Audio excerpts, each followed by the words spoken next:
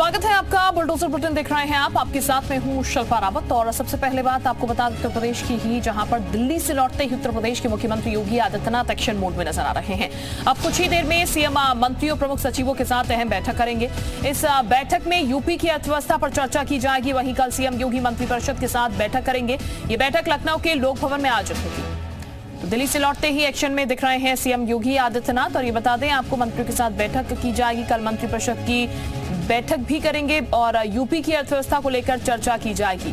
तो मंत्रियों प्रमुख सचिवों के साथ अहम बैठक होनी है। ये बड़ी खबर इस वक्त हम आपको बता रहे हैं। दिल्ली से लौटते ही सीएम योगी आदित्यनाथ एक बार फिर से एक्शन में नजर आ रहे हैं। और बैठक जो बताई जा रही है लखनऊ के लोक भवन में आयोजित की जाएगी। मंत्रिपरिषद की बैठक कल होनी है।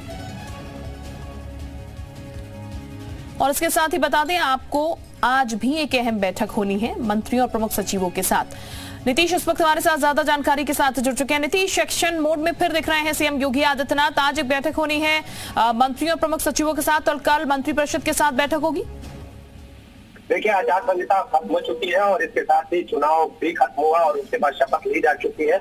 और अब जो यूपी के विकास की चर्चा तमाम होती है, 1 ट्रिलियन इकोनॉमी की बात हो रही है, तो उस पर चर्चा होनी है। अर्थव्यवस्था का जो लक्ष्य है उसको कैसे पूरा किया जाए, इस पर चर्चा होनी है। इसके साथ ही जो आवास की व्यवस्था है उसको कैसे व्यवस्थित किया जाए, उस पर चर्चा होनी है। इन सारे विषयों पर, यानी कुल मिलाजुला कर ये कहे कि यूपी के विकास पर चर्चा होगी। और लगभग 4:30 बजे का समय है। और इस समय में अगर बात करें तो इस बैठक में प्रमुख सचिव, अपर मुख्य सचिव और इसके साथ ही अगर बात करें तो जो अन्य माननीय है वो भी यहाँ पर मौजूद होंगे। तो इस बैठक के खास मसले निकाले जा रहे हैं। और कल अगर बात करें तो मंत्रिपरिषद की भी बैठक होगी। तो सीएम योगी जैसे ही शपथ ग्रहण हुआ है उसके बाद पूरी तरह से एक्शन मोड में दिखाई दे रहे हैं। अब सबको बैठक का इंतजार कीजिए। बहुत शुक्रिया आपका नीतीश, तमाम जानकारी देने के लिए।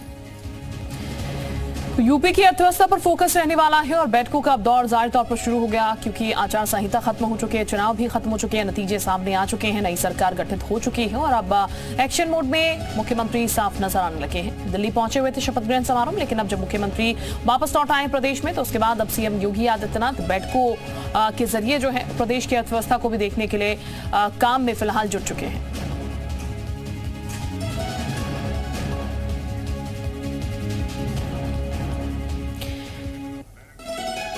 तो ये भी आपको बता दें यूपी पर फोकस क्यों है। लगातार हार की समीक्षा कर रही है बीजेपी। लोकसभा चुनाव में खराब प्रदर्शन रहा, उसके चलते अब यहां पर फोकस रहने वाला है।